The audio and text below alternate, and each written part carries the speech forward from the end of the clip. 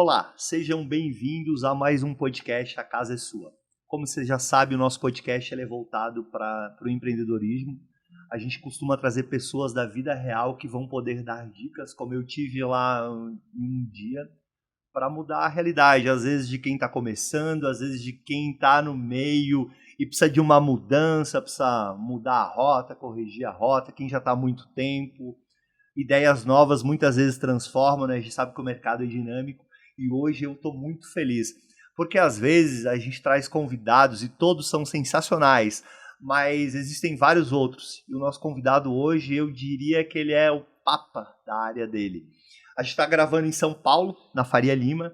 A gente é muito feliz porque nós somos um podcast que a gente grava em São Paulo, a gente grava em Balneário Camboriú, em Florianópolis, e a gente tem trazido excelentes cases e muito conhecimento. Agradecer aí o nosso patrocinador master, né, que é a Carol Group, que tem salas muito bacanas que nos proporcionam essa vantagem. Então, muito obrigado.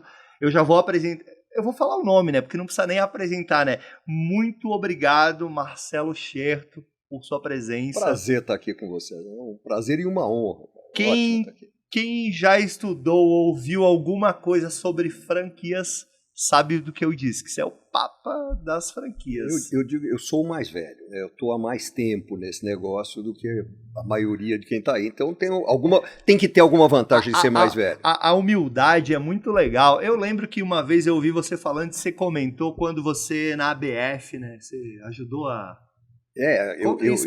Eu sou um dos fundadores. Na verdade, a ideia de criar a ABF fui eu que dei, porque eu vinha da Associação Brasileira de Anunciantes. Eu era diretor da Associação Brasileira de Anunciantes. E a gente estava tentando fazer o franchising pegar tração no Brasil, né? Fazer o franchising virar alguma coisa, fazer com que a imprensa acreditasse e passasse a divulgar. Nós fizemos a criação da ABF numa era pré-internet, portanto pré-redes sociais. Hoje você consegue fazer muito barulho, mesmo que você não tenha nenhuma substância por trás. Da né? mídia. Na época você não tem a mídia. No jornal, ali né? você tinha, se você quisesse falar com o público do mundo dos negócios, você tinha que estar na Gazeta Mercantil, você tinha que estar na Exame e você tinha que estar nas sessões de economia e negócios dos grandes jornais. E se você tivesse muita sorte, você aparecia na Globo. Era isso, esses caras dominavam a mídia, né? Você tinha o Jornal Globo no Rio, você tinha um ou outro jornal nas capitais, mas era isso. Se você não tivesse, não conseguisse envolver esta mídia, você ficava desconhecido. Então, como a gente precisava divulgar, não divulgar as pessoas, mas divulgar o sistema de franchise, então eu percebi a força que tinha uma associação. Exatamente por eu ser diretor da Associação Brasileira de Anunciantes, era completamente diferente eu chegar num veículo e falar como Marcelo Scherto, advogado, que na época era isso que eu era, certo. E eu chegar como diretor da Associação Brasileira de Anunciantes. As portas se abriam, porque você era diretor de uma instituição. Então nós criamos a ABF com esse intuito de conseguir convencer a mídia, conseguir ter acesso à mídia, para começar a divulgar o que é franquia, quais são as vantagens de ser franqueado ou de ser franqueador, etc. Era uma coisa assim muito básica, nós estávamos realmente no começo. Então eu dei a sugestão é muito interessante porque a gente fazia uns almoços de gente que gostava de falar de franquia, coisa e tal, e esses almoços, aí um trazia um amigo, outro trazia um amigo. Eu sei que chegou uma certa altura que nós éramos, 40 pessoas em volta da mesa falando de franquia. Aí eu propus, vamos criar a associação. Aí muita gente fez, acho que é uma boa ideia. Falei, então, tem uma coisa, ela vai nascer sem dinheiro nenhum, então nós vamos ter que botar dinheiro do bolso para fazer acontecer. Claro. As coisas mais básicas, assim, fazer acontecer, criar cartão de visita, sabe assim? CNPJ, você criou um CNPJ, né? Criar um CNPJ. Um endereço. Assim, temos, né, o endereço até a gente começou provisório dentro do meu escritório de advocacia, porque... Sim, mas nós vamos ter que pôr algum dinheiro e principalmente nós vamos ter que pôr trabalho. Bom, aquelas 40 e tantas pessoas viraram 8. Né? Então nós fundamos a associação. Falando em trabalho, nós criamos a associação com 8 pessoas, né? Eram 8 pessoas em volta da mesa. Eu redigi o estatuto à mão, eu redigi a ata de fundação à mão. E aí começamos daquilo ali, assim, gente, precisamos fazer cartão de visita, faz aí um orçamento, custa tanto, tá bom, você põe tanto, eu ponho tanto, cada um pagava o seu, no fundo era isso, pô, claro. tem que ir ao Rio de Janeiro para conversar com o pessoal da Rede Globo. Quem vai? Então você paga a passagem do teu bolso. Assim, eu paguei muita passagem do meu bolso para ir a Washington para conversar com a Associação Internacional de Franchising. Eu fui do meu bolso. Eu paguei o táxi, assim, eu paguei o hotel. Né? Deixa eu te fazer uma pergunta, Marcelo Cherro. Você já parou para pensar quantas pessoas, quantos negócios, quantas famílias que você impactou com isso, seja do franqueador e do franqueado? Bom, em primeiro lugar, acho que eu nunca atribuí a você mim o sucesso, nem claro. Aquilo sempre foi um esforço coletivo, era um grupo de pessoas, eram 8, depois essas 8 viraram 10, 12, 14, 20, mas sempre foi um esforço de gente. E eu sempre disse o seguinte, se eu não tivesse dado a ideia naquele dia, alguém teria dado 2 meses depois, porque o clima do país estava propício para o surgimento de uma instituição e do franchising. Então eu não me atribuo crédito nenhum, eu acho que ao contrário, eu sempre tive foi muita sorte. Eu digo que depende da tua crença, você chame como quiser, Deus, Alá, a natureza, sim, o destino, como você quiser, mas esta força suprema que está aí sempre teve comigo muita bondade, que sempre colocou na minha vida as pessoas certas na hora certa. Eu digo também que de vez em quando colocam um sacana, um canalha, que é para me ensinar alguma lição que eu estou resistindo a aprender. Então, mas eu sempre fui muito afortunado. Eu sou uma pessoa, eu me considero uma pessoa de muita sorte, muita sorte. Vamos. Você está sendo humilde, considerar que são 8. Você sabe, humildade, eu não gosto. É isso, a verdade. É assim. Show. Acho sensacional. Não atribuo, eu acho que assim, agora, eu tenho até, para não parecer, não, as coisas, eu sempre tentei me preparar da melhor maneira possível para aproveitar as oportunidades quando elas surgem. Eu estou preparado, então quando surgiu, qualquer oportunidade que surgiu, eu estava preparado para aproveitar, porque para mim sorte é isso, é a união da oportunidade com o preparo. Né? E por um canal que fala sobre empreendedorismo, né? Você tem uma ideia de quantas franqueadoras tem e quantas unidades de Tem. Hoje a gente tem no Brasil aí aproximadamente um pouco mais de 3.000 franqueadoras. 3.000 franqueadoras. O que são 3.300 e pouco o último levantamento, que é do final do ano passado, né? Certo. Mas é interessante porque é mais ou menos o mesmo número de franqueadoras que tem o mercado americano, que é um mercado mais desenvolvido. Né? Só que o número de franqueados aqui é bem menor do que lá. Uma rede média lá versus uma rede média aqui, a de lá é pelo menos umas 5 vezes maior, 4, 5 vezes maior. Quantos franqueados que tem uma rede média de franquias? Eu diria para você, na média hoje, uma rede tem por volta de... Não chega a 60, o número é 58 ou 59 franquias por rede. Então, se você fizer uma multiplicação aí, vai 60, você tem aí por volta de 200 mil unidades. O que não quer dizer franqueados, porque assim, eu tenho amigos franqueados que têm 40, 50, 100 franquias, ou da mesma marca, ou de marcas diferentes, né? Ou do mesmo ramo, até de ramos diferentes. Então, tem muito franqueado com uma lojinha só, uma unidade só, mas tem franqueado com 5, com 10, com 15. Né? E isso é incrível, né? Para um podcast como A Casa é Sua, que trabalha com empreendedores, que quer buscar negócio, que quer gerar renda. Eu fico imaginando a sua felicidade agora em saber que você era um dos 8 que através de uma ideia que talvez outro fosse fazer, talvez demorasse mais, gerou aqui 200 mil negócios. Muito negócio. E é muito interessante, porque assim, eu estava um tempo atrás, eu fui passar um fim de semana com a minha mulher no Rio de Janeiro, e deu um azar desesperador, que assim, chegamos lá e choveu o fim de semana inteiro. Então, no Rio de Janeiro, para tomar chuva. Aí, sábado à tarde, a gente foi parar num shopping, lá perto do hotel que a gente estava, e vai fazer o quê? Paulistano, quando chove, vai pro shopping. Né? Não sabe fazer outra coisa. E aí, de repente, a gente entrou num corredor do shopping e eu olhei e falei, nós trabalhamos para todas as marcas que estavam naquele corredor. Todas. Em algum momento da vida, nós tínhamos trabalhado para todas aquelas marcas. Então, isso me dá prazer, me dá satisfação, sem dúvida nenhuma. Mas não fico enchendo a minha bola, não, porque eu acho o seguinte, quando você começa a se achar muito gostoso, aí é que você toma uma porrada. Aí que cai, né? Acho que assim, eu me lembro sempre, na Roma Antiga, que quando um general vencia uma batalha importante, coisa e tal, e entrava num desfile triunfal em Roma, ao lado dele ia um cidadão, um servo, que repetia o tempo inteiro, lembre-se de que você é mortal. Lembre-se, porque era muito importante que o general não começasse a se achar mais importante do que o imperador e muito menos mais importante do que Deus. Então, assim, claro. Lembra de que você é mortal. Baixa a bolinha, neguinho. É basicamente isso, baixa a tua bolinha. Então, eu já tive período, lá atrás, com 30 e poucos anos de idade, que eu me achava o gostoso, o bambambam da balachita. Foi aí que eu tomei muita porrada, foi aí que eu me ferrei. A soberba. Eu quebrei uma vez porque eu achava que eu... A soberba. Então, assim, Éder, eu montei um negócio uma vez, num ramo que eu não entendia, do qual eu não entendia, não me aconselhei com ninguém, não procurei ajuda, nada. Tudo que eu tinha feito até ali tinha dado certo, vai ser mais um sucesso.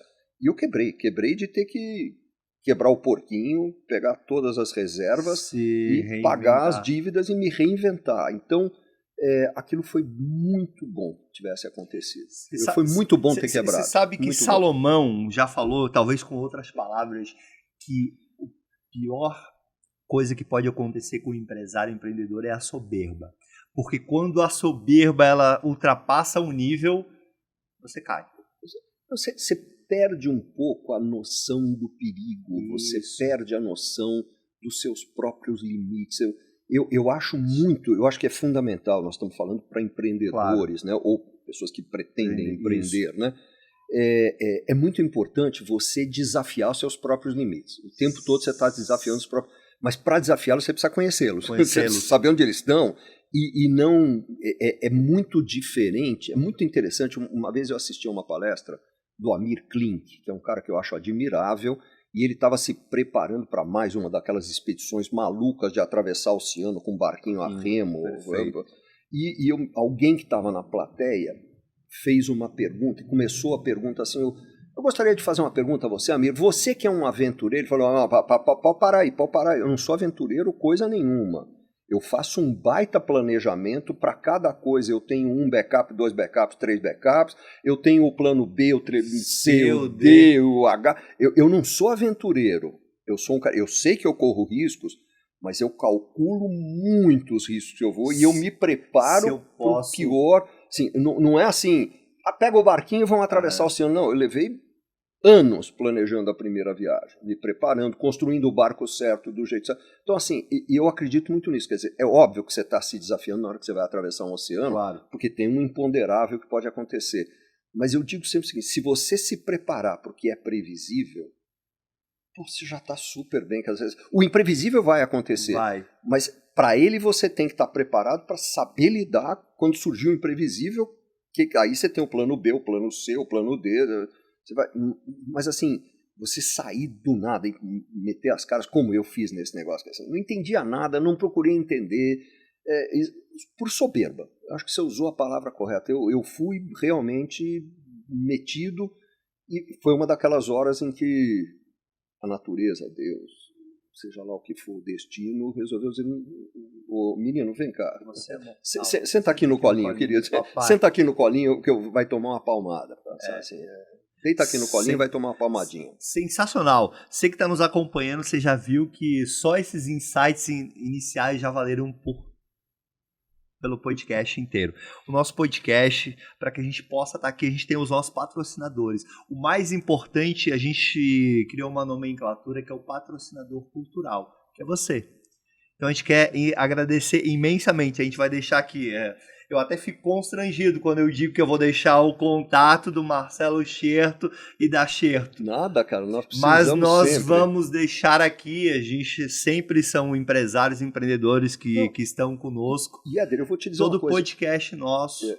Uma coisa para nós lá, que na Scherto, que é fundamental, e eu procuro criar essa cultura, né? Tem muitos jovens trabalhando comigo, eu tento incutir neles a cultura de cada dia é o primeiro dia, cara. Cada dia é o primeiro dia, começa tudo de novo. Zerou, né? Eu já te falei uma vez, assim, eu entendo que sucesso não é algo que você adquire, é seu, você comprou. Não, sucesso é algo que você aluga, e o aluguel vence todo dia, cara. Está com você, hoje. E você paga o aluguel, não com dinheiro, você paga o aluguel com entregas boas, com compreensão do que o cliente quer, superando as expectativas do cliente, entendendo o que está acontecendo no mercado, evoluindo, se preparando para a próxima onda, coisa e tal. Mas você paga o aluguel todo. Se você não pagar, você é despejado do sucesso. Exatamente. Tiram ele de você, cara. Sensacional, sensacional. E os nossos outros 2 patrocinadores, eles são empresas da Carol Group. Um é a Carol Cortinas. Como você já sabe, né, eles trabalham com cortinas, persiana, papel de parede, trabalham bastante na área corporativa, a gente vai deixar o contato aqui. Eles falam que eles vestem a casa. E a outra é a irmã da Carol Cortinas, que é a Carol Decor, que veio para complementar o mix. Então trabalha com quadro, tapete, carpê, móveis soltos. Tem um trabalho bastante forte com a área de corporativo. A empresa está chegando em São Paulo, né? Tem a Carol Imóveis também e a gente tem essa sala bacana para poder ter o conhecimento do Xerto, que é muito mais fácil em São Paulo do que ele ir a Santa Catarina, graças à Carol Group. Então, agradecer muito a eles, deixar o contato, mas com certeza o patrocinador mais importante é o cultural, é você, que é o que vai ter o conhecimento, né? Porque esse podcast é para ter conhecimento gratuito e que impacte as pessoas. Se uma pessoa foi impactada ou a gente conseguiu uma ideia... Já está cumprido o nosso papel. Já cumprimos a nossa 1 hora e pouco do tempo que é super escasso. E eu acredito muito que é dando que se recebe. É isso, cara. Eu não vejo razão para você não compartilhar, até porque no compartilhamento quase sempre existe troca. E na troca você também melhora, também evolui. Exatamente. Lá atrás, quando o Marcelo se formou como advogado, estudou direito e entrou para a área das franquias, você tinha noção de que isso poderia virar 3.300 franqueadoras e 200 mil negócios? Fala um pouco sobre isso. Quando a ABF fez, aí eu já nem lembro mais qual foi o aniversário, mas acho que era 30 anos de ABF, uma coisa assim, fizeram lá um evento, uma cerimônia e chamaram, e fui eu e foi um outro dos fundadores, que é o Ricardo Young, que foi presidente do IASG, foi presidente do Ethos, do Instituto Ethos, etc. É um cara, foi vereador aqui em São Paulo, foi candidato a senador, então é um cara, eu gosto muito do Ricardo e respeito muito, é um cara foi muito importante para o franchising sempre. E nós estávamos no palco ali, e tinha, sei lá, na plateia 500 pessoas, ou coisa que vale. Eu falei, Ricardo, algum dia te passou pela cabeça que a gente já está numa situação assim, tem 500 neguinhos na frente? Pô. Nós lá, lembra, naquela salinha, porque a primeira sala que a gente alugou, porque a sede foi muito tempo no meu escritório de advocacia, depois foi no escritório de um outro dos fundadores, salinha emprestada, assim... E a primeira sala que alugou foi aqui na Faria Lima, numa galeria, não era uma sala, era uma lojinha numa galeria que estava super decadente na época. E o que conseguia pagar era o aluguel dessa lojinha. E a gente fazia, embaixo tinha um balcãozinho para fazer atendimento de ninguém, porque nunca aparecia ninguém, e em cima tinha uma mesa de reunião, num mezanino, onde a gente fazia as reuniões, o pé direito era baixinho, apertado, tinha um quadro branco lá, um flip chart. Era isso, a estrutura era essa da ABF, não tinha funcionário fixo. Assim, era isso, era uma salinha que a gente usava para as nossas reuniões, né? E para ter um endereço, para poder botar um endereço na Faria Lima, era bacana. Mas se você fosse lá, você descobria que não era bacana coisa nenhuma. Claro. Nós estávamos no porão da Faria Lima, né? Mas era aquilo ali. E quando estávamos lá atrás fazendo aquelas reuniões, você conseguia imaginar isso? Ele falou, nem nos sonhos mais desvairados, mas nem, sabe, fantasiando muito. Não dava para pensar. E acho que a gente nunca ficou pensando nisso, o que talvez seja até um erro. Hoje em dia, eu diria que a gente tinha que ter. Mas tinha uma coisa na nossa cabeça que era muito engraçado. que a gente repetia o tempo inteiro. O Brasil vai ser um dos maiores países em matéria de franchising no mundo. A gente botou isso como meta. Tinha uma meta. Tinha uma meta. Aliás, outro dia eu estava assistindo um trecho de uma entrevista da Oprah Winfrey, né, ela é uma das maiores entrevistadoras dos Estados Unidos, mas neste caso ela estava sendo entrevistada. Show. E o entrevistador perguntou para ela, você que já entrevistou as maiores figuras do mundo, grandes estadistas, grandes empresários, grandes artistas, grandes músicos, você já entrevistou gente extremamente bem-sucedida em todos os campos, grandes médicos, coisa e tal. O que tem em comum essas pessoas que são extremamente bem-sucedidas? Aquelas pessoas que chegaram lá, o que elas têm em comum? Ela deu uma resposta que eu achei fundamental. Ela disse, bom, primeiro, aqueles que chegaram lá têm em comum, eles sabiam onde era o lá, onde eles queriam chegar. Acho que esse é o primeiro ponto. Eles sabiam onde é o lá. Onde é que eu vou chegar? E isso a gente tinha uma coisa que era quase fanatismo, era quase como se fosse uma seita religiosa. Vamos fazer do Brasil um dos principais países do mundo em termos de franquia. E nós temos um problema sério aqui, é que nossa moeda é muito desvalorizada. Exato. Então, nós já perdemos espaço no ranking, porque na hora que você converte em dólar ou em euro, o faturamento que a gente tem para mostrar 5. É uma piada, né? É 5,5. Mesmo assim, nós estamos aí, dependendo de onde você medir, se você medir pelo número de franqueados ou de franqueadores ou de não sei o quê, nós estamos entre os 3 maiores do mundo. Você tem número de faturamento?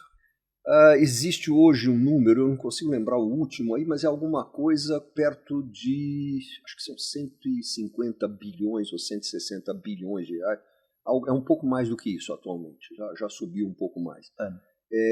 É um volume significativo para o Brasil, é um volume significativo. O número de empregos diretos que o sistema gera é um número significativo. Isso, que quando você converte em dólar, claro, dá uma... Você divide por 5, 5,5. 5,5 dá um... Não, mas mesmo assim é algo sensacional, né? Porque imagina... hoje, talvez lá quando você começou não falava-se tanto, posso estar errado, sobre empreendedorismo. Não se sabia o que era empreendedorismo, essa palavra não era usada. Tinha dicionário onde essa palavra não aparecia. E isso é uma próxima pergunta que eu vou fazer para você, Marcelo. Existem 2 lados na franquia, o franqueador e o franqueado, aquela pessoa que quer começar um negócio. Vamos começar pelo franqueado. Você que está nos assistindo, que de repente, quero ter um negócio, não sei como fazer, como achar. Você vai ter a dica apenas de quem conhece tudo do negócio. Penso em tenho uma grana para investir, quero ter um negócio formatado. Que dicas que você dá para alguém que vai procurar uma franquia? Acho que acima de tudo, cuidado, muito cuidado. Assim, eu lancei recentemente aí, junto com a Exame, um curso voltado exatamente para quem quer investir numa franquia, orientando sobre os passos. Eu vou resumir aqui bastante, mas acho que a primeira coisa é muito cuidado, não ter afobação, não ir na dos outros, tá todo mundo investindo. Calma, antes de mais nada, calma. A primeira coisa, conhecer a si próprio. Acho que fazer uma autoanálise é o primeiro passo. Do que eu gosto, do que eu não gosto. Quanto eu tenho de grana mesmo? De verdade. Quanto eu tenho de grana de verdade? Quais são as minhas necessidades? Porque assim, quando você monta um negócio, você já montou vários, eu já montei vários. O negócio não começa a dar dinheiro no primeiro dia. Lógico. Você tem um período em que você vai ter que continuar colocando dinheiro. Vai colocar muito, vai colocar pouco, depende do negócio, depende do momento, da economia e tal. Mas assim, eu não conheço nenhum negócio que tenha começado a dar dinheiro imediatamente. Vai ter um prazo, vai ter 6 meses, 8 meses, 1 ano, às vezes 2 anos. Claro. E que você vai ter que continuar colocando dinheiro ali, mesmo que ele seja bem sucedido. Porque tem um negócio, você agora há pouco, fora do ar, você usou a expressão que é ramp up, né? Você tem a rampa de crescimento. Você começa faturando e é muito comum um negócio, quando você inaugura, principalmente um negócio de varejo, né, que tem apelo, é muito comum que, pelo efeito novidade, ele comece faturando bastante, depois cai e depois vai retomando aos poucos. Esse é o comportamento natural. Esse é o ramp up, né? Você vai. Então, você tem que estar preparado. Você está preparado para isso? Porque os boletos vão continuar vencendo, a escola do filho você vai ter que continuar pagando, o condomínio, o aluguel, você vai ter que continuar pagando, E aí, vai ter que abastecer o carro, né? Assim, tem que precisa pagar viver, o supermercado. precisa viver. Assim, pô, então você tem que estar preparado, então tem que fazer essa autoanálise, primeiro da questão de perfil, eu estou preparado para correr riscos. Você vai correr muito menos risco como franqueado do que você correria como empresário independente, mas não é zero. isso é importante. Você vai correr muito menos risco como franqueado do que se quiser criar Sem algo. Sem que dúvida, já tem um modelo. Ela já tem um modelo. A franquia, Estável. eu brinco que a franquia é como você ter que chegar em algum lugar que você só sabe assim, sabe qual é o destino, mas não sabe o caminho, Sim. e você vai sozinho ou você vai com o Waze. Pô, com o Waze você tem muito mais chance de chegar por um caminho mais rápido, mais seguro, evitando o congestionamento, evitando problemas. Eu não sou paulistano. Eu achei que eu nunca ia dirigir aqui. Com Waze, Você dirige para qualquer lugar. qualquer lugar e Qualquer super lugar. tranquilo. O que é isso? Então, você investir numa Perfeito. franquia é você E com Waze. e com o Waze. Top. Você tem alguém que vai te orientando, desde que você escolha bem, que é o segundo ponto. Assim. Então tá, você entendeu o seu perfil, entendeu do que você gosta, entendeu qual é o negócio que faz teu coração bater mais forte. Por exemplo, tem um mercado que cresce muito continuamente, é o mercado de fast food. É um mercado fantástico. Eu não sei se eu queria ser dono de uma operação de fast food, porque não é para qualquer um. Eu não sei se eu tenho perfil para aquilo, provavelmente não. Pelo meu perfil, eu tendo mais para um negócio de serviços ou alguma coisa assim. Mas sou eu, então cada um é cada um. Então você precisa entender primeiro, então o que faz teu coração bater mais forte? Quais são as marcas que estão no mercado que te atendem, que têm franquias nesses segmentos que te interessam?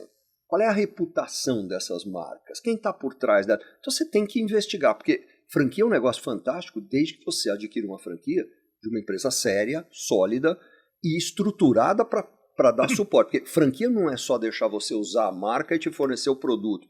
Tem que dar treinamento, tem que dar suporte, tem que dar orientação contínua. Quando você tiver dúvida, você tem que ter para quem ligar e alguém que vai resolver, tem que ter alguém que vai te visitar continuamente para ver se você não está fazendo bobagem, se você não está pisando na bola, se você está entregando o padrão. Porque uma rede de franquias é uma rede de CNPJs que são autônomos, eles não têm a ver um com o outro, mas eles não são independentes, eles têm regra para seguir, eles têm um padrão. Né? Eu costumo comparar uma rede de franquias com uma orquestra sinfônica. Cada um está tocando um instrumento diferente, mas todo mundo de acordo com a mesma partitura e com a regência do maestro. A mesma partitura fica... Você vai estragar a música, você vai ter que ser posto para fora da orquestra. Né? Se você começar a tocar fora do tom, ou eu tô lá tocando Chopin e você resolve que você vai tocar Beethoven. Não, naquele momento é Chopin, porque a partitura que está ali. Então você tem que seguir regras. Então essa é outra coisa. Você está preparado para seguir regras? Porque o franqueado, ele é um empreendedor, sim, mas para reduzir o risco dele, ele tem que ser um empreendedor disciplinado. E isso talvez é o que pega nas pessoas, porque elas querem, eu sou dono, agora eu me mando. Vou fazer do meu jeito. Né? Não seja um franqueado. Você sabe que nesse curso que eu montei aí junto com a Exame, como parte do curso eu sugeri e eles toparam, eu fiz uma entrevista com 2 franqueados, daquilo que a gente chama de multifranqueados. Um tem 25 ou 27 franquias e a outra tem 42 ou 44 franquias, uma coisa assim. Então um tem quase 30, o outro tem quase 50 franquias. Assim. E eu perguntei para eles o seguinte, e aí vocês seguem regra? Vocês já são grandes, vocês são bons, vocês são fera, vocês seguem as regras? Eles disseram, claro que seguimos, porque senão a gente está fora.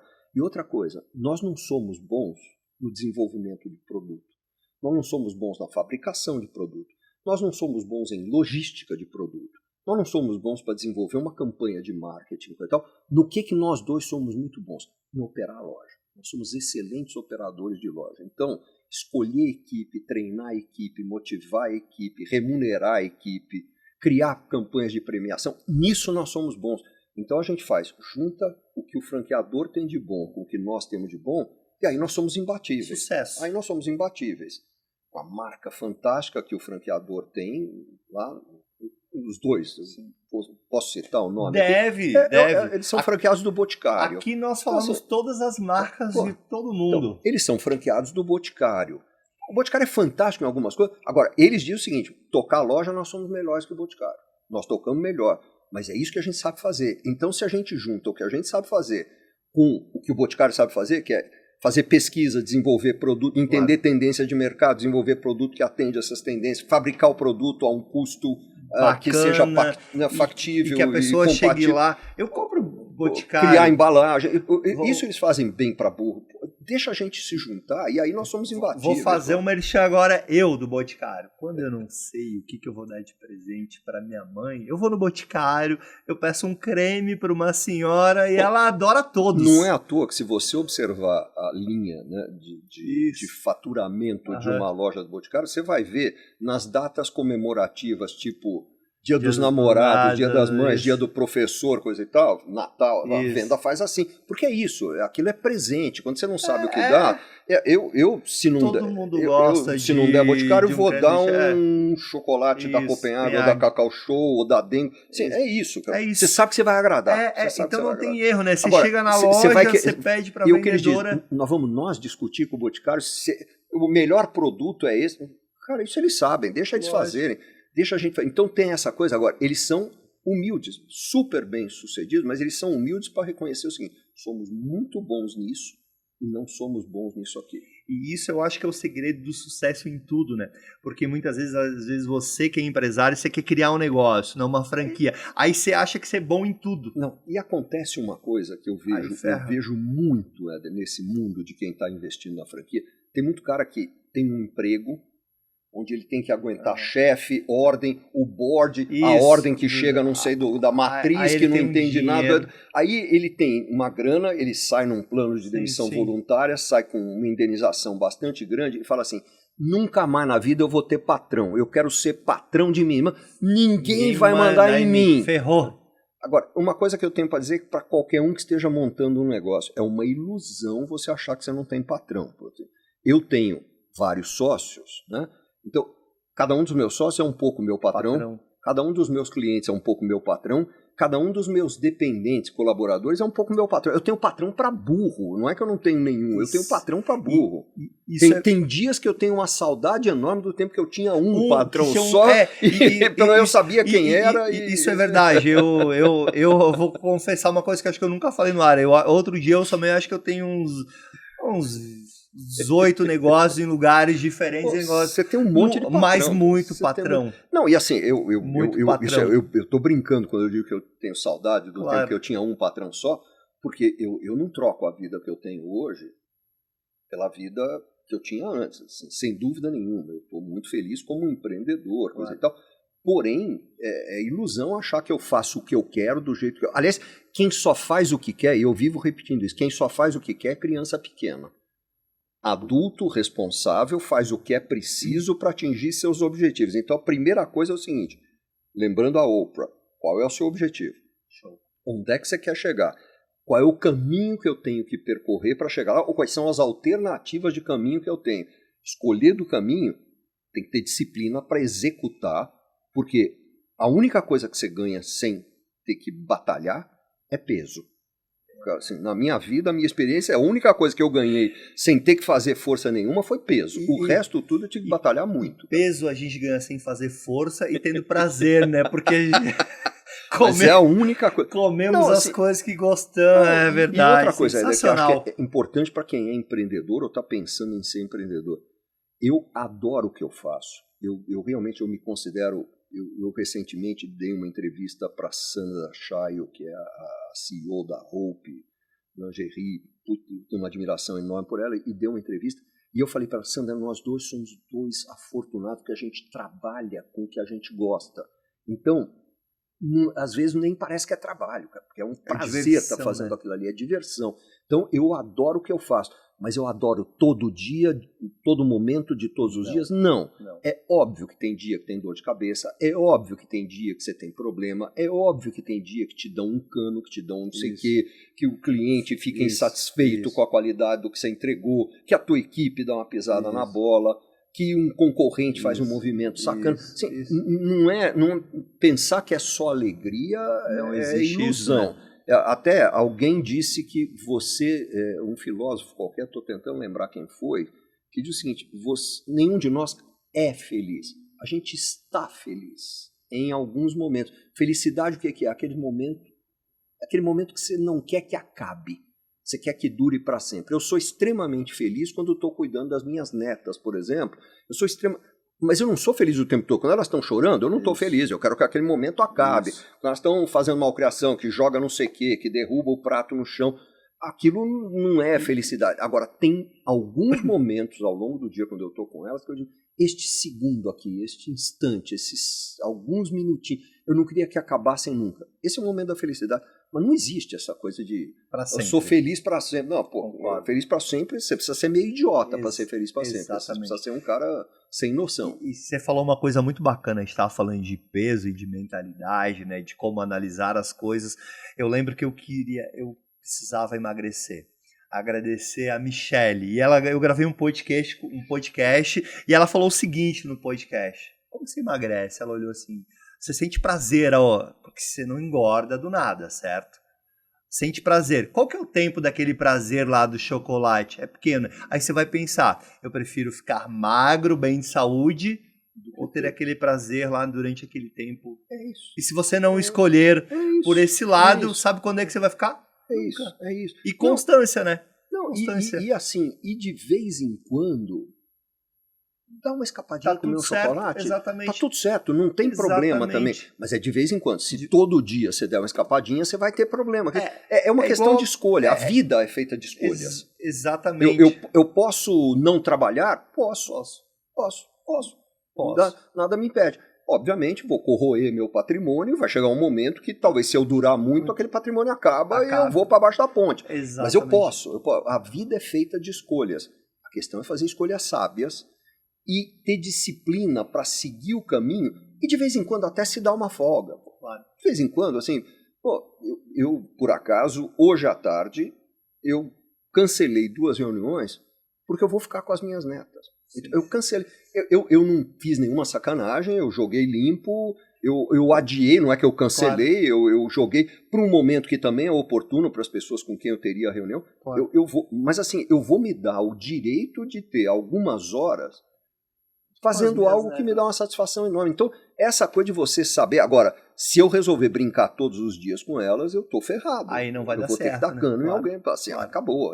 Então, essa coisa de... Eu acredito cada vez mais, acho que essa é uma das vantagens de ficar mais velho, eu acredito muito em equilíbrio. Essa coisa de você buscar o equilíbrio. Você vai fazer atividade física, então, de maneira, faz dentro daquilo que você pode. Eu faço com uma disciplina... Outro dia num podcast... Você anda de bike, né? Eu ando muito de bike, eu gosto muito de bike. Assim, bike me dá um prazer profundo. Musculação me dá prazer zero. Eu odeio musculação, para ser exato. Eu digo pro personal. Odeio. E faço religiosamente 3 horas por semana, 3 dias por semana, 1 hora por dia. Levanto às 6 horas da manhã para fazer. E assim, aí é o cérebro definindo o que o corpo vai fazer. Alguém já me disse, alguém me perguntou num podcast outro dia, onde você encontra motivação para fazer isso? Motivação zero, não encontro em lugar nenhum. Motivação eu tenho para andar de bike, para tomar vinho, para sair com os amigos, para brincar com as netinhas, para estar com a minha mulher. Para isso eu tenho motivação. O que faz é o seu cérebro mandar que o seu corpo precisa. Disciplina, cara. Eu sei que eu preciso, eu sei que aquilo é importante para mim. Faço com profundo prazer. Faço 3 vezes por semana, faço spinning. Profundo prazer. Aquilo ali para mim é extremamente... Tem gente para quem spinning é uma coisa odiável. Aquilo ali para mim é extremamente bom. Faço 2 vezes por semana o diabo do Pilates, que eu também não gosto. Acho aquilo chato pra cacete. Mas com a minha idade e a força, né? Com a minha idade, você não tem a dúvida, minha coluna não é mais o que era. Se eu não fizer alguns alongamentos e alguns fortalecimentos, daqui a pouco eu estou curvadinho aqui. Quer dizer, bicho, eu faço de tudo para aumentar meu prazo de validade e mesmo isso não é garantido, porque eu posso sair daqui e ter um AVC aqui na porta com toda a ginástica, com todo o pilates, todo o spinning. Eu posso sair daqui e ter um AVC e morrer. Mas o que está ao meu alcance, eu faço. Sensacional. Agora vamos mudar de cadeira. Franqueador. O dono da marca, né? Para traduzir, o dono da marca. Quais são as vantagens de ser franqueador? Porque depois eu até vou pedir para o final Porque às vezes as pessoas que estão nos ouvindo, elas pensam, eu nunca vou conseguir ter um negócio grande. Você que está nos assistindo e de repente, você pode. E a franquia é um negócio... Agora há pouco nós falamos do Boticário. O Boticário, na sua origem, criado pelo Miguel Kriegsner, meu amigo querido, que aliás acabou de lançar um livro espetacular, né? Contando a história dele, contando a história do Boticário, um livro realmente sensacional. E o Miguel, ele é farmacêutico de formação, imigrante, ele vem da Bolívia, ele é um judeu boliviano, veio para o Brasil muito garoto, se formou aqui como farmacêutico e abriu uma farmácia de manipulação numa ruazinha secundária em Curitiba. O Boticário começou como uma farmáciazinha de manipulação e ficava num lugar meio fora de mão. E o Miguel, espírito empreendedor, ele sempre teve, e ele percebeu o seguinte, o cara que ia aviar a receita lá, a receita ele conseguia entregar em 1 hora, em 2 horas, sei lá, e o cara preferia, em vez de ir para casa para voltar no dia seguinte, ficar esperando. Ele falou, pô, já que o cara fica esperando dentro da minha loja, ou mesmo quando vem buscar, às vezes não está pronto ainda, tem que empacotar, o cara tem um tempinho dentro da loja que ele está ocioso. E se eu fizer uma loção, um shampoo, um não sei o que, manipulado naquele potezinho de plástico com um selo datilografado, aquele negócio. Mas se eu puser o cara tá aqui sem fazer nada, e alguém aqui fala, olha, o senhor não gostaria de, enquanto o senhor espera, não quer conhecer a nossa loção à base de, sei lá, erva doce, não sei das coisas. E ele fez uns produtinhos, era meia dúzia de produtinhos, numa embalagem zero marqueteira, mas o produto era bom, o cheiro era gostoso, era cremoso, o cara levava para casa e gostava, a mulher gostava daquele shampoo, gostava. Pô, começou assim, cara, começou assim. Aí ele percebeu, putz, esse produto aqui, eu tô começando a ganhar mais dinheiro com esse produtinho do que com a manipulação de size. Era o meu produto principal. Pô, só que eu não posso ficar vendendo isso aqui, eu tô numa rua que não é nada comercial, fora de mão, coisa e tal. Ele abriu uma primeira loja porque era barato, ele conseguiu um espaço, naquela altura era barato, no aeroporto Afonso Pena, ele conseguiu lá um boxzinho e montou uma lojinha. Como ele não tinha muito dinheiro, ele montou uma lojinha com madeirinha, era um negócio que era barato, com pinho, pendurou umas samambaias no teto, nós estamos falando década de 80, era outra estética, inclusive, que prevalecia. O Boticário começou ali, então e hoje são 4.000 lojas, hoje está em não sei quantos países, hoje é uma empresa bilionária, mas começou muito pequenininho. Como é que cresceu? Com franquia. Então vamos falar das vantagens para o franqueador. Primeiro, em princípio, qualquer negócio é franqueável. Qualquer negócio é franqueável. O problema, muitas vezes, ou a dificuldade maior está na mentalidade do franqueador. Na mentalidade do dono da empresa. Tem cara que já começa assim, mas eu vou ter que ensinar todos os segredos de negócio aí pro franqueador. Não vou ensinar nada, danou-se, cara. Franquia é transferência de conhecimento, não tem como. Ou então entra assim, não, franqueado é um chupim que vive as minhas custas, vai viver as minhas custas e é um vagabundo e quando tiver a primeira chance que tiver, vai me trair. Não entra. Se você entrar com essa mentalidade, não entra. Franquia tem um pouco ou muito de, eu vou chamar de generosidade. É a disposição de ensinar para os outros como eles vão implantar, como eles vão operar e como eles vão gerir um determinado negócio. Então começa por aí, você tem que transferir conhecimento. Franquia é transferência de conhecimento. Franquia é padrão. Então você tem que ser alguém capaz de padronizar o que você faz e descrever os padrões e processos em manuais, em checklists, em roteiros, etc. Então não é um bicho de 7 cabeças. A grande vantagem da franquia para o franqueador, para o dono da marca, acho que a principal vantagem para o Miguel, do Boticário, para Oakberry, que eu vi nascer, era um quiosquezinho na Avenida Paulista, num shopping da Avenida Paulista, um quiosque de 9 metros quadrados.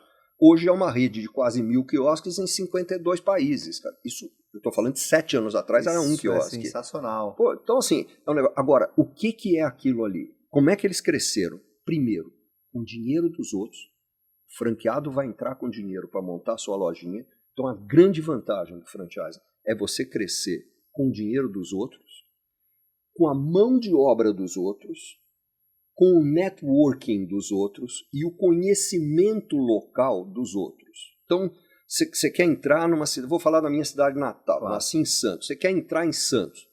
Eu, que nasci em Santos e vivi lá, pelo menos os primeiros 20 anos da minha vida, 22 anos da minha vida, eu vivi lá, Santos tem alguns pontos que um leigo, alguém de fora da cidade vai olhar e falar, não, do ponto de vista comercial, esse ponto aqui é super bem localizado. E nada vai para frente ali. Por quê? Não se sabe. A gente até brinca que tem aquela cultura de antigamente, Sim. tem caveira de burro enterrada ali. Né? Ali tem uma caveira de burro enterrada, nada vai para frente ali, nada vai prosperar. O franqueado que é do lugar sabe qual é o ponto que vai prosperar. Claro. Ele tem mais chance de saber. Ele tem relacionamentos, ele é amigo do superintendente do shopping, primo do cara do jornal local, da rádio local, ele é não sei o que, ele conhece não sei o que, conhece o cara da prefeitura. Sim. Que pode agilizar a licença, não sei. Então você tem o conhecimento local, você tem os relacionamentos locais, você tem a força de trabalho dele, porque ele vai trabalhar, claro. ele vai ser o gestor daquilo, ele vai pôr muitas vezes, tem muita franquia aí que é pequena, que começa a lojinha franqueada com o franqueado no balcão, o filho no caixa, a filha no estoque. Aquilo ali, muitas vezes, a família faz e transforma aquilo na fonte de renda da família. Claro. E você tem o capital dele, quer dizer, quem vai bancar o custo da luva, o equipamento que tem que colocar ali, a decoração, a obra, a reforma que tem que fazer, é o franqueado. Então, é um monte de vantagens, né? Para o franqueado tem a vantagem de adquirir o conhecimento, né? Você já entra num negócio, mesmo num ramo que você não conhece. Tinha uma propaganda na década de 70 ou 80, uma propaganda americana para venda de franquias. Era uma franquia de loja de conveniência, hoje é a maior rede de loja de conveniência do mundo, cresce. A última vez que a gente trouxe um executivo dessa empresa para fazer uma palestra num congresso internacional da BF, há uns, 5 anos atrás, naquele momento eles estavam abrindo uma loja no mundo a cada 1h40 minutos. Uma loja a 1h40 minutos? A cada 1h40 minutos, em algum lugar do mundo, abrir uma franquia deles. Ou seja, mais de 12 por dia. Os caras hoje têm, 100 mil franquias no mundo, é a 7-Eleven, que é uma rede de loja de conveniência. Sim. Tinha uma propaganda deles, ou da década de 70 ou da década de 80, mídia impressa, uma revista americana, uma página, tinha propaganda, o anúncio era uma foto de um cidadão jovem, de blazer, sem gravata, na frente de uma loja 7-Eleven, ele está com uma prancheta na mão. É muito interessante, porque a foto extremamente bem feita, era uma foto preto e branca, bonita. Era você percebeu o seguinte, ele é jovem, ele é esperançoso, ele está animado, mas ele é inexperiente. Sim, sem dúvida nenhuma. Tanto que ele está com a prancheta na mão, que é o checklist. Certo. Ele está acompanhando. E o título, para mim, dizia tudo que é uma franquia. Porque o título dizia o seguinte, é o primeiro dia do John nesse ramo de negócio. Ponto. E ele já tem 72 anos de experiência. Franquia é isso. É o primeiro dia dele tocando um negócio daquele ali, mas ele tem 72 anos de experiência. Por quê? Porque ele adquire a experiência do franqueador, dos outros franqueados que passaram ali antes dele, dos franqueados que estão dentro da rede há mais tempo que ele. Sim, realmente é uma forma de você absorver.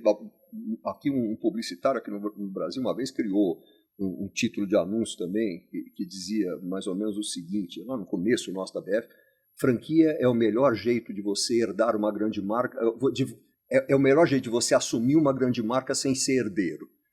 Assim, é isso, você na verdade não é só a marca, é o know-how, é o acesso a produtos, é o acesso a serviço. Você pega uma rede grande, ela consegue levar para fazer uma palestra um cara super especializado em direito trabalhista, que uma lojinha não conseguiria contratar jamais. Claro. Na hora que você põe ali na frente de 100 franqueados, o custo dele está rateado por 100. Então aí fica extremamente viável um franqueadinho que tem uma lojinha pequenininha, onde ter acesso a conhecimento do maior especialista em direito trabalhista do Brasil. Sabe? É isso aí, franquia é isso, você tem acesso a recursos de empresa grande, mesmo você sendo pequenininho. Então, Então, é uma coisa que os dois lados têm vantagem, os dois lados têm desafios também. Os dois lados têm desafios. Quais são os principais desafios? Eu diria que o principal desafio é que você está falando de um negócio que é gente. Gente é um bicho esquisito, sujeito às variações das condições de temperatura e pressão. Então, assim, se você, franqueador, se você escolher mal seu franqueado, se você capacitar mal esse franqueado, se você não tiver um relacionamento... Franquia é um negócio de relacionamento, é muito parecido com um casamento. É um relacionamento e é um relacionamento diário. Assim, se você não souber se relacionar, se você não gostar de gente, se você não entender que há expectativas diferentes, né, que você tem que entender e tentar ou atender ou explicar por que não está atendendo, é relacionamento, cara. É uma coisa de relacionamento. Então, é uma coisa de comunicação. Então, você tem que estar disposto a se comunicar, a abrir, a ouvir, a entender, a sentar e falar, olha, querido, isso que você está pedindo é inviável por causa disso, mas eu tenho uma alternativa para te propor que é viável. Sim, é sentar. Então, os dois lados têm que entender, é troca. Você vê as redes mais maduras, se você pegar esses dois franqueados que eu entrevistei do Boticário, eles não são os maiores do Boticário. O Boticário tem franqueado com 180 lojas. Né? Então, mas eles são representativos, eles são ouvidos. Quando vão desenvolver um novo produto, estão desenvolvendo um novo produto, eles são chamados para ser ouvidos. O que você acha disso? O que você acha daquilo? Como é que você acha que a gente podia melhorar isso aqui? Qual seria o apelo desse? Pô, o Boticário ouve muito seus franqueados, porque seria burro não ouvir. Claro. Os caras estão lá na frente, na ponta. Sabe o que o cliente está comprando, o que o cliente pede, né? Eu diria que uma franquia é uma rede que aprende consigo mesma. Então você tem um processo de retroalimentação. O conhecimento não flui só do franqueador para o franqueado. Mas para que possa fluir nas duas direções, os dois lados têm que estar abertos a isso, os dois lados têm que ter respeito um pelo outro, os dois lados têm que estar dispostos a colaborar um com o outro. É como num casamento. Eu estou casado com a mesma mulher há quase 40 anos. Eu estou casado há quase 40 anos com a mesma mulher. Parabéns. E assim, já me perguntavam, você nunca pensou em se separar? Nunca pensou em separação? Eu falei, separação não. Em homicídio pensei algumas vezes. Você ouviu isso, Glau? Tô brincando. Mas você sabe que é uma coisa que eu acho sensacional? Assim, eu estou há quase 40 anos com a minha mulher e eu continuo achando ela profundamente interessante. Ela não é novidade para mim há muito tempo, mas ela é muito interessante. Assim, porque a gente se comunica muito, porque a gente fala muito. Não concorda sempre, mas há um profundo respeito, há muita admiração de um pelo outro, um profundo respeito e a disposição de, peraí, se ela está falando isso, ela não é idiota, ela não é mal intencionada. Deixa eu ouvir o que ela está falando. Eu faço isso com os meus sócios. Claro. Eu instituí dentro da empresa, hoje nós somos, que sentam em volta da mesa e tomam decisões, são 7 sócios. Sócio todo mundo é, numa participação pequena, coisa tal, mas que sentam em volta da mesa, compõem aquilo que a gente chama do conselho, nós somos 7 sócios. E eu impus desde o início uma regra que é a seguinte, sentou em volta da mesa para tomar uma decisão, cada cabeça vale um voto, não importa se eu sou majoritário, se eu não sou, se o meu cargo é de presidente, o outro é diretor, o outro é líder, não sei das coisas. Dani, sentou em volta da mesa, então o que significa? Cada cabeça é um voto, o que significa que muitas vezes eu sou voto vencido. Mas eu não tenho problema com isso pelo seguinte, eu penso o seguinte, eu tomei muita cautela sempre para decidir quem seria meu sócio. Quem são esses caras? Claro. Nós somos muito diferentes uns dos outros, impressionantemente, nenhum de nós é igual ao outro, mas nós somos extremamente complementares. Eles são inteligentes, eles são gente do bem, gente que eu respeito. Se um deles tem uma opinião divergente da minha, deixa eu entender por que ele tem. Será que eu não soube me explicar bem? Quando eu propus alguma coisa, na última reunião agora, eu fui voto vencido numa questão. Será que eu não expliquei direito? Será que eu não soube vender a minha ideia? Será que eles viram alguma coisa que eu não estou enxergando? Eu volto atrás e assim é muito interessante porque a decisão que acaba sendo tomada geralmente é uma decisão muito melhor do que aquela que eu teria tomado sozinho. 7 mentes vão ser melhor do que uma. Sim. E pode até ser, muitas vezes, um não entendeu. Claro. E se ele não entendeu, culpa minha. Comunicação é aquilo que chega no outro, não é aquilo que sai de mim. Claro. Se eu não soube vender a ideia, se eu não soube... E eu acredito uma coisa aqui. Todos nós somos vendedores o tempo inteiro. Nós estamos vendendo alguma coisa, nós Sem estamos vendendo dúvida. conceitos, nós estamos vendendo projetos, nós estamos vendendo ideia, nós estamos vendendo produto. Então, a gente até vende a nossa companhia, porque se você é chato, ninguém quer você. Ninguém fica próximo de você, Ninguém concorda quer você. comigo? Eu me lembro quando eu era garoto, frequentava um clube em Santos, tinha um cidadão lá cujo apelido era Gangorra, porque em qualquer mesa onde ele sentasse, todo mundo levantava. Assim, pô, é isso, ele não conseguia vender a si próprio. A companhia dele, ele não conseguia, exato. É isso. Exato. Ninguém queria ter ele por perto. Aliás, esse é um ponto importante quando a gente pensa na Xerto. Anos atrás a gente tinha aqueles valores que toda empresa tem. A gente tinha escrito na parede lá. Consistência, inovação contínua, não sei o quê, integridade. Pô, e um belo dia eu chamei a mulher que servia café e varria o chão lá, limpava o escritório. Né? Um belo dia eu chamei ela, porque eu estava cismado, e falei para ela... Cris, me explica o que é isso aqui.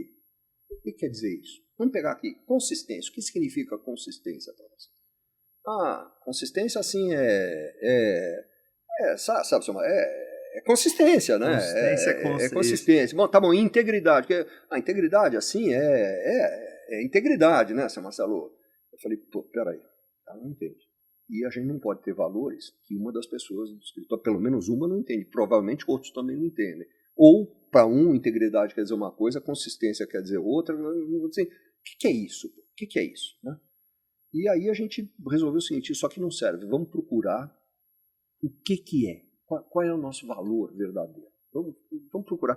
E aí eu me lembro de ter lido em algum lugar uma frase que era o seguinte, valor é aquilo que as pessoas falam de você quando você não está perto. Esse é o teu valor, quando você não está na sala. Né? Exatamente. Aí nós começamos a ver o seguinte, hoje... Sim, a maioria dos nossos clientes, todos os anos, a maioria dos clientes novos chegam por indicação de algum cliente que está satisfeito com o nosso trabalho.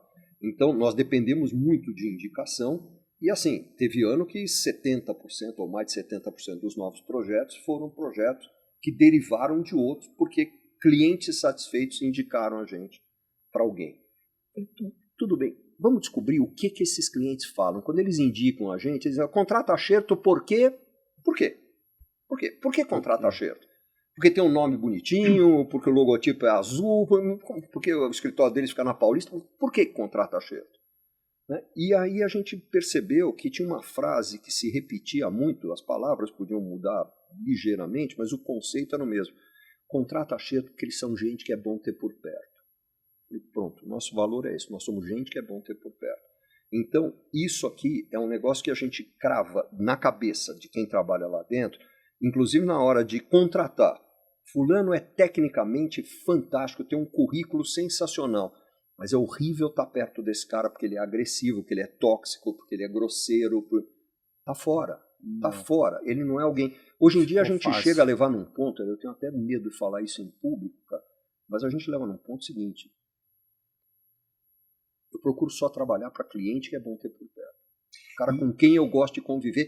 Gosto de conviver não é só porque não é porque o cara é bonzinho. Claro. Muitas vezes o cara não é bonzinho, ele me desafia, mas ele me desafia no bom sentido. Ele me obriga a ser melhor, ele me obriga a ser melhor do que eu sou. Sabe assim, é uma coisa assim, pô, é isso que eu acho. Essa é uma coisa que eu acho da minha mulher, por exemplo, uma das razões porque nós estamos juntos, ela faz de mim uma mulher, ela é uma mulher que faz de mim uma pessoa melhor do que eu de fato sou. Sabe assim, ela puxa de mim coisas que estão lá no fundo, mas que não viriam se ela não arrancasse a força. Assim, ela me desafia a ser melhor. Isso é sensacional. A conversa foi incrível. Nós estamos chegando aqui na parte final. Eu adoraria continuar. Sabe daqueles momentos que você não quer que acabe? Então, hoje, neste momento, eu sou um cara feliz. Você imagina como eu não quero que acabe, né? Porque eu tô aqui, você que nos acompanha, eu que sou empreendedor, gosto de empreendedorismo, estou conversando apenas com o Papa das Franquias 3.300. É sensacional. No final, e a gente deixa isso para o final de uma maneira proposital. Para quê? Para valorizar você que nos acompanha. Como eu tô tão feliz de estar aqui, eu até esqueci de pedir para você se inscrever no canal, mandar para o seu amigo. Faz isso, cara, faz isso. Me ajuda, porque daí o YouTube vai mandar isso para mais pessoas. Se gostou desse papo nosso aqui, espalha isso. Pô, né? E aí no final eu sempre faço aquela pergunta, aquela coisa que é melhor de tudo, que é a dica de quem faz na prática. A dica de quem faz. Vou pedir duas, Xerto. Uma para você, para o franqueado, ou se você já é franqueado, ou se você quer se tornar um franqueado, e uma para o franqueador. A ordem, você Tanto que manda. faz. Bom, primeiro, se você pretende virar um franqueado, investigue muito antes de investir o seu dinheiro, o seu tempo, o seu esforço, as suas esperanças. Não tome essa decisão de maneira, sei lá, leviana, atabalhoada, de qualquer jeito. Pense muito antes de fazer, mas tem uma hora que tem que agir. Você tem que saber que tem essa hora. Lembrando de novo o Amir Klink, que eu citei há pouco, ele diz o seguinte: você planeja, chega uma hora que a única coisa a fazer é partir. Sabe assim, você precisa entrar no diabo do barco e vai embora. Né? Também, senão você fica... os americanos têm uma expressão que eu acho sensacional, que é paralysis by analysis. É a paralisia por excesso de análise. Você fica analisando tanto, que você continua analisando e não toma ação. O mundo se move pela ação das pessoas. Né? Assim, é a ação que move as pessoas. Então, chega uma hora que você... ação que move o mundo. Você tem uma hora que você tem que agir. Mas estude antes, se informe. Para quem é franqueador, eu repito também que se informe, procure saber, não saia fazendo franquia ou vendendo franquia só porque o seu concorrente está fazendo isso. Não saia só porque tá todo mundo, não, diz que é legal. Vai se informar, realmente se prepara para isso, porque você vai estar mexendo com as esperanças, com os recursos, com a vida. Não é de um indivíduo, porque assim, a Carla Sarni, que é a fundadora da Sorridentes, minha cliente, minha amiga, tenho um respeito enorme por ela, a Carla diz o seguinte: você pensa que você está vendendo uma franquia para um CPF, né? Atrás de cada CPF tem uma instituição sagrada que chama família, cara. Você está mexendo com a família desse cidadão. Eu já vi casamento acabar e família se destruir porque o cara investiu num negócio errado, porque a mulher não queria que investisse. Ele investiu, aí dá errado, e a mulher passa a apontar o dedo no nariz dele todo dia, dizendo: não falei que você é um idiota, não falei que você é um... Eu já vi casamento acabar porque o cara investiu na franquia errada. Eu já vi. Então, você que é franqueador, você que pretende ser franqueador, lembra disso, estrutura direito, faz direito. Dá para ganhar muito dinheiro fazendo direito. Assim, não pegue atalhos. Não pegue... vou pegar o contrato de não sei quem, vou copiar. Vou contratar a consultoria mais baratinha que vai me entregar. Não, porque ela já fez para todo mundo, é tudo... Franquia é tudo igual. Então eu vou pegar o projeto que ela fez para outra, ela me vende muito mais barato, porque não tem trabalho adicional. Não faz... Cuidado com a consultoria que você contrata, o advogado que você contrata, o arquiteto que você contrata, o contador que você contrata, quem vai ser o gerente de franquia, o diretor de franquia, quem é o sócio que você vai deixar entrar, principalmente quem é o franqueado que você vai deixar entrar, e não brinca com as esperanças dos outros, com os recursos dos outros, com a vida dos outros. Não brinca, leva a sério. Pode dar errado, ninguém está livre de erro, mas se der errado, você tendo feito o seu melhor, não vejo problema algum. Tá tudo certo. Dá errado porque você não fez direito a sua parte, cara, sinceramente, eu acho que você vai carregar esse peso pro resto da vida. Então faz direito. E dá para ganhar muito direito fazendo direito. Sensacional. Agradecer tua presença novamente. Foi um prazer enorme. Foi uma honra. Eu conheci o Marcelo pessoalmente não faz muito tempo, no evento do nosso amigo João Kepler e do Theo Braga. Do Theo Braga, sensacional. Eu convidei ele, ele na humildade me respondeu na hora: vou, Éder. A gente tinha marcado um outro horário, ele me avisou antes: estou indo, Éder. Ocorreu um imprevisto, vou amanhã. De coração, muito obrigado. Essa, um pouco mais de uma hora, foi de uma valia muito maior do que conhecimento. Sensacional, adorei também. Muito obrigado. Sucesso para você. Obrigado.